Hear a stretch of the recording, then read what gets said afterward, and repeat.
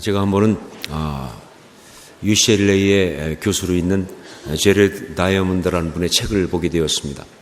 근데 이 책이 처음에 제 눈을 끈 것은 뭐냐면 이 한국말 제목이 너무 특이하더라고요. 그것이 총균쇠 이렇게 돼 있었어요. 총균쇠. 이게 뭔가 했더니 총은 총이고요. guns. 그 다음에 균은 germ, 병균을 말하고, 쇠는 steel. 그러니까 쇠를 말하는 거죠. 그 책의 내용은 뭐냐? 일단 역사를 다룬 어떤 그런 문화인류학적인 그런 책인데 보니까 거기 이렇게 나와 있더라고요. 어떤 민족은 참 강대해져서 다른 민족을 정복하고 다스리고, 반면에 어떤 민족은 오히려 정말 자기 자신을 지키지 못하고 거기에 정복당하고 몰락하고 지배당하는데, 그 주된 이유가 뭐냐라고 할 때 그 어떤 그런 일이 벌어지는 주된 것이 뭔가 역사를 보니까 그게 바로 총, 균, 쇠, 이 세 가지로 상징되는 힘의 이야기였다 하는 것이죠. 정말 그 부분에 동의가 됐습니다. 그렇습니다. 역사는 철저하게 힘의 논리로 이어져 왔습니다. 지배할 힘이 있는 세력은 그렇지 못한 세력을 다스렸으며, 들어오는 힘에 대항할 만한 그런 능력이 없는 민족은요, 멸망당하거나 복속되거나 사라지는, 바로 그것이 역사의 이야기입니다. 우리가 역사라는 거창한 말을 쓰니까 그러면 여러분 생각에 우리하고는 별 상관이 없겠구나 생각할지 모르겠지만, 여러분 그렇지 않아요. 이 원리는요, 역사뿐만 아니라 개인의 삶에도 그대로 적용되는 그런 이야기예요. 그래요. 힘이 모든 것의 설명입니다. 힘이 있는 삶은요, 정말 우뚝 바르게 설 수 있는 것이고요. 자신을 지킬 힘이 없는 그런 삶은 침범당하고 무너지고 망가지고 끌려다닐 수밖에 없는 것이다. 자, 이 원리는 분명히 맞는 것인데, 그런데 여기서 우리가 한 가지 또 생각할 것은 뭐냐? 그렇다면 그 힘, 그것은 진짜 힘, 그것은 무엇이냐는 거예요. 힘이 그렇다는 걸 알겠는데, 그렇다면 진짜 힘은 무엇인가 하는 부분을 생각해야 돼요.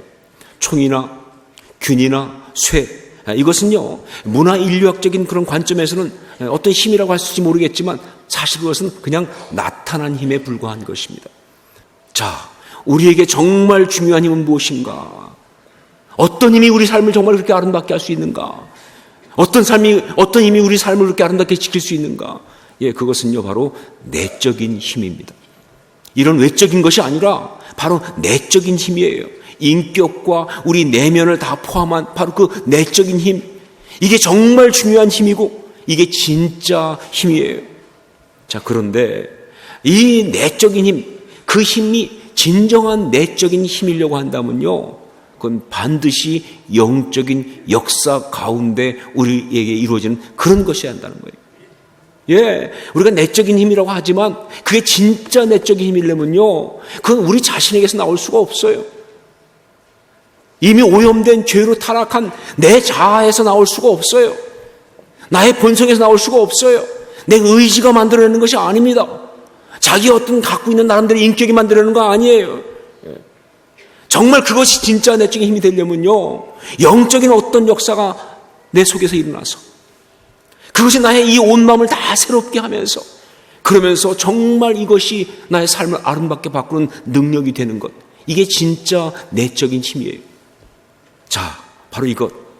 우리 심령 가운데 영적인 어떤 역사가 일어나서 우리 내면을 정말 아름답게 하고 힘있게 하고 하는 어떤 그런 진짜 참된 힘이 되게 하는 바로 그 영적인 역사. 그것이 바로 뭐냐? 그게 바로 부활의 능력입니다. 그것이 바로 부활의 역사입니다. 그것이 바로 부활 신앙인 거예요. 오늘 부활주일 우리에게 주신 메시지인 것이죠. 여러분, 부활의 역사는요, 절대로 역사적으로 한 사람이 죽었었는데 다시 살아났다는 그 사실만으로 끝날 수가 없어요. 만약에 부활의 이야기가 정말 그렇게 예수님께서 죽으셨지만 다시 살아나셨대라는 것으로 끝나버린다면, 그렇다면 그건 굉장한 뉴스거리가 되겠죠, 사실. 하지만 정확히 말하면 예수 그리스도 본인 외에는 아무도 살리지 않는 한 사람만 살아난 거예요. 그런 이야기에 불과하다는 거예요. 만약 그런 거라고 한다면요, 이것은요, 그야말로 세상에 이런 일이 나와야죠. 성경에 나오면 안 됩니다. 그건 그냥 깜짝 놀랄만한 어떤 이야기가 나올 것이지 이 복음의 핵심일 수가 없다는 거예요. 여러분, 예수 그리스도가 죽음에서 다시 살아나신 것은요, 이 역사에 엄청난 의미와 파장을 던지는 그런 사건이었습니다.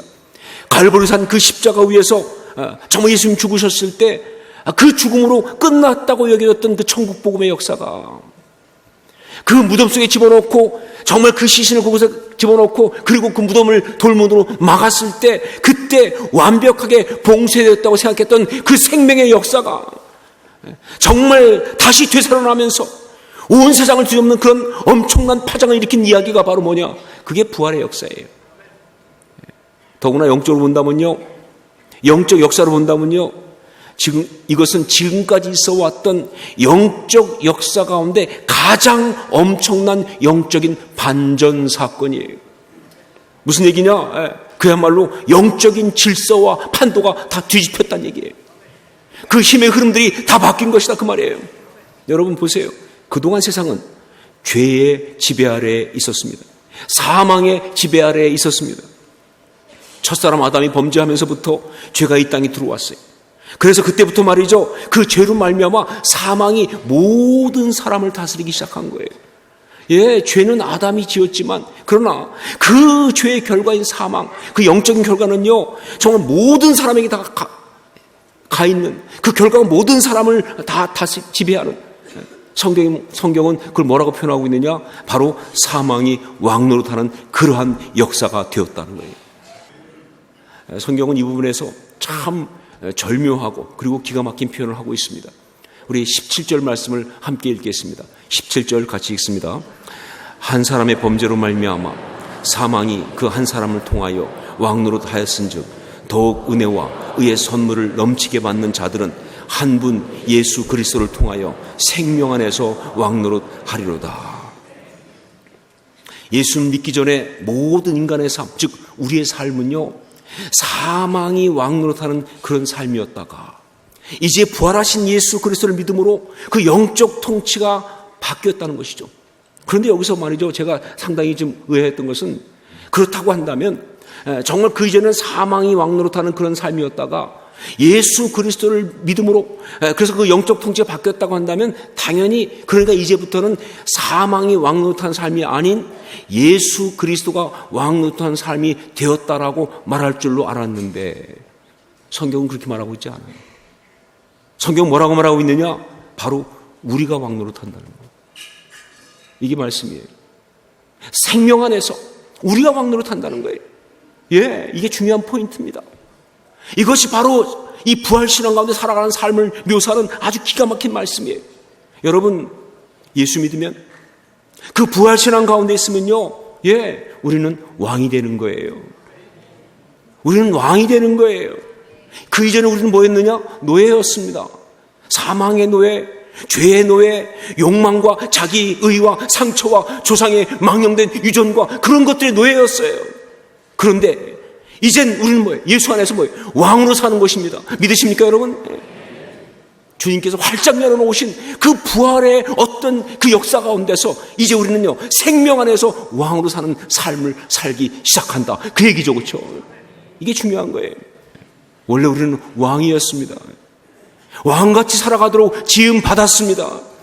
죄로 인해 사망의 노예가 되기 전까지 우리는 원래 왕이었습니다.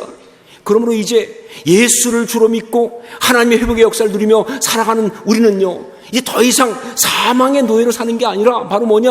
생명 안에서 왕노릇 하는 거예요. 이게 당연한 것입니다. 이게 복음이에요. 이게 진리예요. 이게 성경이에요. 이게 정말 중요한 것이다. 자, 그렇다면 어떻게 살아가는 것이 생명 안에서 왕노릇 하는 것인가?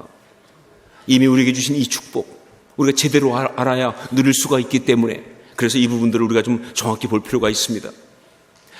말씀의 근거에서 볼 때 이 생명 안에서 왕노릇한다는 것은 무엇을 말하느냐? 가장 중요한 것은 바로 은혜가 의를 통하여 왕노릇하는 것, 바로 그것이에요. 은혜가 의를 통하여 왕노릇하는 것, 즉 은혜가 우리를 다스리는, 우리를 의롭다고 하면서 바로 그것이다 하는 얘기죠. 우리 21절 말씀을 함께 읽도록 하겠습니다. 21절 함께 읽습니다. 이는 죄가 사망 안에서 왕노릇한 것 같이 은혜도 또한 의로 말미암아 왕노릇하여 우리 주 예수 그리스도로 말미암아 영생에 이르게 하려 함이라. 죄가 사망 안에서 왕노릇한 것 같이 은혜도 또한 의로 말미암아 왕노릇하여, 즉 뭐냐, 사망이 왕노릇한 거에 반대가 되는 게 뭐냐, 은혜의 왕노릇, 바로 그거라는 것인데, 그게 바로 우리가 생명 안에서 왕노릇하는 삶의 모습이라고 하는 거예요. 그렇죠? 예, 은혜가 왕노릇한다. 언뜻 이해가 안 되시죠, 그렇죠? 예, 그러나 정말 예를 들어보면 바로 이해가 될 거예요. 은혜가 우리를 다스리는 거예요. 우리를 지배하는 건 은혜가 된다는 것이죠. 그 가운데 아주 중요한 것, 구체적인 것 두 가지를 말씀드린다면, 하나가 뭐냐? 바로 두려움을 이기고 벗어난 삶입니다. 두려움을 이기고 벗어난 삶. 여러분, 사망 중에, 사망의 가장 큰 무기 중에 하나가 뭐냐? 그게 바로 두려움이에요. 그 두려움 때문에 사람들이 사망의 종 노릇을 하는 거예요. 그런데 예수 그리스도 안에 있는 자들에게는요, 그 마음에 부활의 그 능력이 역사한 자들에게는요, 더 이상 두려움은 없습니다. 예, 물론 두려움이 있지요. 하지만 그게 그를 잡지 못해요. 그를 지배하지 못합니다. 두려움을 느낄 수 있어요. 하지만 그것에 매이지 않는다. 그 말이에요. 그렇죠? 이게 정말 중요한 거예요. 사람들이 쓸 수 있는 말 중에서 제일 비장하기도 하고 강력하기도 하고, 그래서 때로 멋있기도 한 말 중에 하나가 뭐냐? 그게 바로 죽기밖에 더하겠어, 이겁니다. 그렇죠? 사람들이 그 말 할 때 대단히 비장하죠. 그렇죠? 뭐 그래봤자 죽기밖에 더하겠어 말이죠. 그런데 제가 볼 때 이것보다 훨씬 더 멋있는 말, 십자가와 부활신앙을 가진다고 할 수 있는 그런 말이 있습니다. 바로 그게 뭐냐? 이미 죽었다예요. 나 이미 죽은 몸이야. 이미 죽었다. 그런데 죽은 자가 어떻게 말하니? 그런데 부활했다. 여러분, 이건 인간으로는 말도 안 되는 이야기죠. 인간으로는 이런 일은 있을 수가 없습니다. 그런데 부활의 주님을 믿는 자들에게 이것이 가능한 거예요. 성령께서 우리 가운데 역사하시고 우리가 그 주님의 부활의 능력에 참여하게 되면요, 예, 그 순간 우리는 예수 그리스도와 함께 십자가에 이미 죽습니다. 그리고 다시 주님과 함께 살아나기 때문에 말이죠, 정말 세상에서 있을 수 없는 이런 역사가 가능한 거예요. 이게 영적 신비입니다. 예, 두려워서 그래서 어쩔 수 없이 감당 못하고 그 일을 하는 것이 아니라 정말 기대하면서 뭐 안 될 수 있겠지요. 하지만 거기에 또 그런 기가 막힌 하나님의 은혜가 있을 걸 믿으면서 말이죠, 그렇게 나가는 하나님의 사람 될 수 있기를 주의 이름으로 축원합니다. 예, 두려움에서 벗어난 삶. 두 번째 뭐냐? 죄책감에서 해방된 삶입니다. 죄책감에서 해방된 삶. 이 사망의 또 하나의 강력한 통치수단 중에 하나가 바로 뭐냐? 죄책감이에요. 즉 정죄함을 통해서 사람을 잡아두는 거예요. 그러나 이 생명 안에서 왕노릇한 사람들은요, 이 죄책감에서 자유롭습니다. 로마서 8장 1절 2절 말씀을 함께 읽도록 하겠습니다.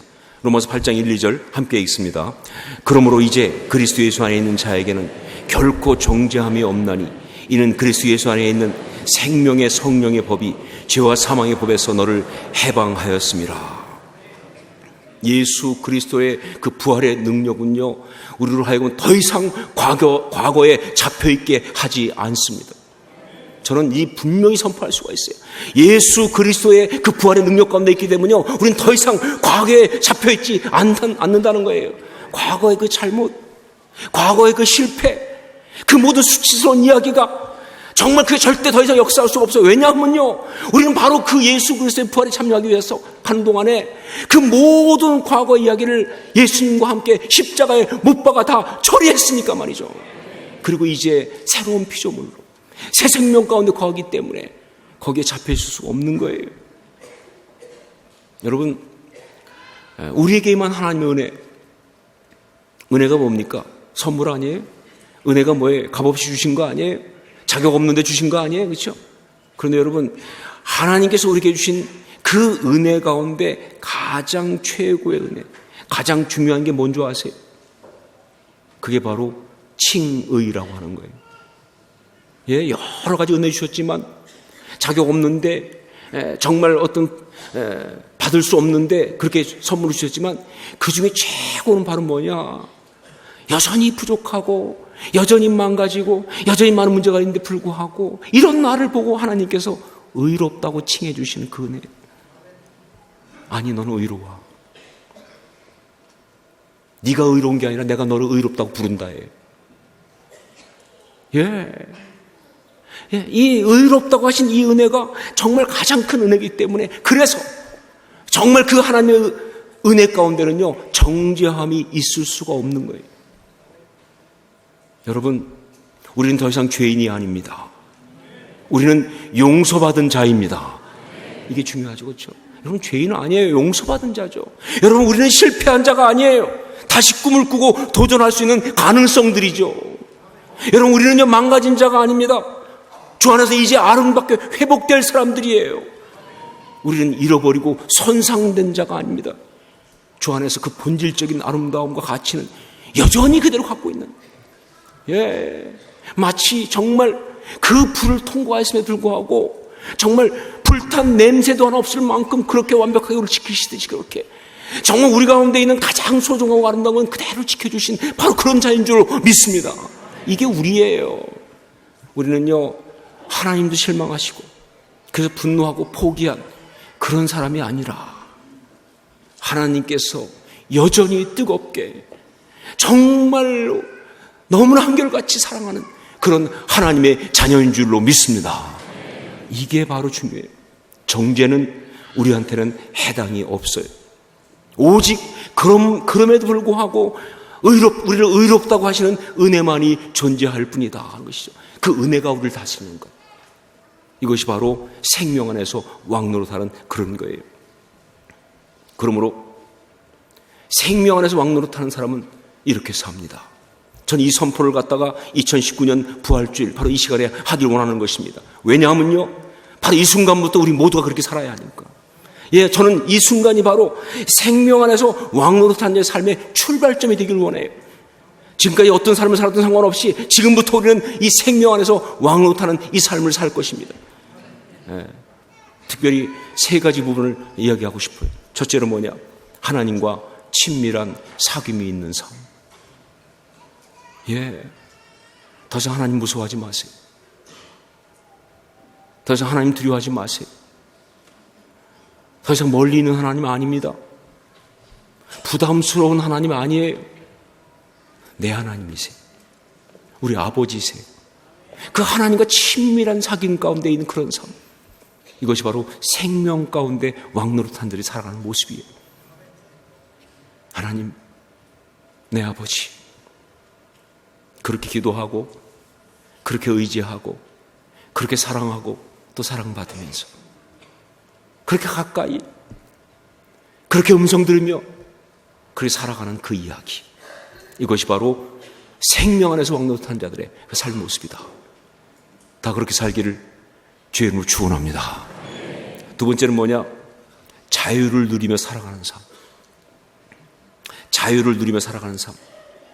세상에 있는 자유는요 대부분이 방종이에요. 무책임입니다. 그래서 그게 힘들어요. 자유만 나오면 정말 불안해지기 시작하는 거예요. 정말 왜냐하면 그 무책임하니까, 그건 방종이니까. 그런데 여러분, 생명 안에서 왕노릇하는 자의 자유는요 진짜 자유예요. 세상의 자유는 그렇기 때문에 사실 구속이지만 그러나 이건 진짜 참 자유예요. 이게 중요합니다. 요한복음 8장 31절 32절에서 그러므로 예수께서 자기를 믿은 유대인들에게 이르시되 너희가 내 말에 거하면 참으로 내 제자가 되고 진리를 알지니 진리가 너희를 자유롭게 하리라. 제자가 된다는 것의 가장 중요한 포인트 뭐냐? 바로 자유롭게 한다는, 자유로 산다는 것이죠.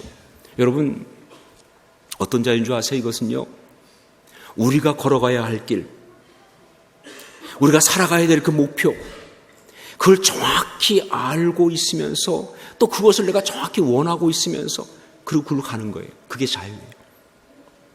가서는 안 되는 길, 해서는 안 되는 것, 어디로 하는지 모르고 있는 걸 갖다가 그냥 막 헤매는 게 자유가 아니라 정말 바른 길, 정말 정확한 어떤 진리 가운데서 그럼 정말 그걸 향해서 그걸 가야 할 그 길을 내가 원해. 그리고 그 길을 가는 거예요. 이게 진짜 자유예요. 그렇죠? 잘못된 것에 매이지 않는다.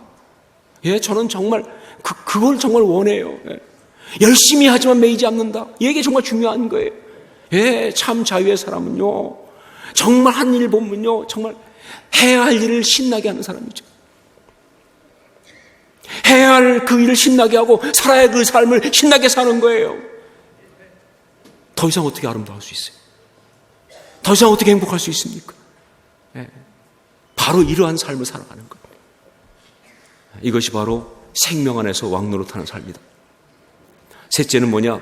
천국의 소망을 품고 살아가는 삶. 천국의 소망을 품고 살아가는 삶. 이 세상에서 언제나 천국을 미리 보고 확신하면서, 아니 미리 보는 정도가 아니라 아예 천국을 살면서 그러면 살아가는 삶. 그러니까 그런 삶이기 때문에 이 세상의 모든 것들이요 사실 그렇게 중요하지 않아. 정말 그렇게 심각한 거 아니에요. 그냥 다 지나가는 것들이에요. 그리고요, 세상의 어떤 것들이 그렇게 나를 힘들게 하는 것이 아니라 오히려 그것들이 정말 나의 이 가치 있는 삶을 더 아름답게 하는 그런 것들이 될 수 있는 고난이라 할지라도, 어려운 것이라 할지라도 오히려 그것이 정말 나의 이 아름다운 삶을 더 아름답게 할 수 있는 그런 것이 되는, 바로 그런 이야기. 이게 생명 안에서 왕노릇하는 거예요.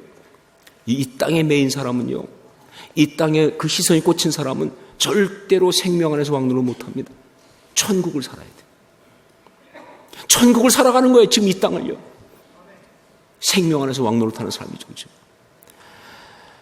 이제 오늘부터 바로 이런 삶을 우리가 살아야 합니다. 오늘 이 부활주일에 바로 저는 이 사실을 선포합니다. 생명 안에서 왕노릇하는 삶을 살게 하여 주시옵소서.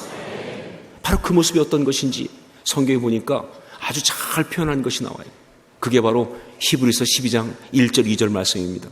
이러므로 우리에게 구름같이 둘러싼 허다한 증인들이 있으니 모든 무거운 것과 얼매기 쉬운 죄를 벗어버리고 인내로서 우리 앞에 당한 경주를 하며 믿음의 주요 또 온전하게 하신 이인 예수를 바라보자.